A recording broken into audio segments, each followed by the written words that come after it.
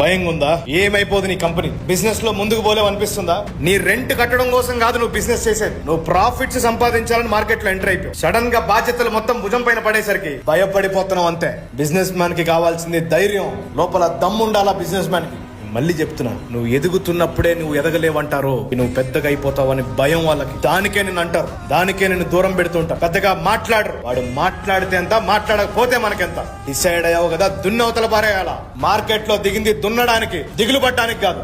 ఒక దాన్ని క్విట్ చేయాలనుకునేటప్పుడు ఎందుకు స్టార్ట్ చేసావో కూడా గుర్తు పెట్టుకోవాలి. బువ్వా లేదు నీ దగ్గర ఒకప్పుడు, మంచి బట్టలు లేవు ఒకప్పుడు నీ దగ్గర. లోగా కొంచెం అన్ని వచ్చేసరికి కంఫర్ట్స్ పెరిగిపోయినాయి, అవన్నీ లేవనుకో. ఎమర్జెన్సీ మోడ్ లో పెట్టు బాడీని. వంగాల్సినవి వంగుతే, దక్కాల్సినవి దక్కుతాయి. వేరొకరితో కంపారిజన్ పెట్టుకొని నీ డ్రీమ్ ని నువ్వే కిల్ చేసుకుంటావా, లేదా నీ డ్రీమ్ పైన నువ్వు ఫోకస్ చేసి ప్రాసెస్ ని ఎంజాయ్ చేసుకుంటూ ఒక స్థానానికి నిలబడతావా? నీ డెసిషన్. ఒకటే లైఫ్ ఇది, నెవర్ గివ్ అప్.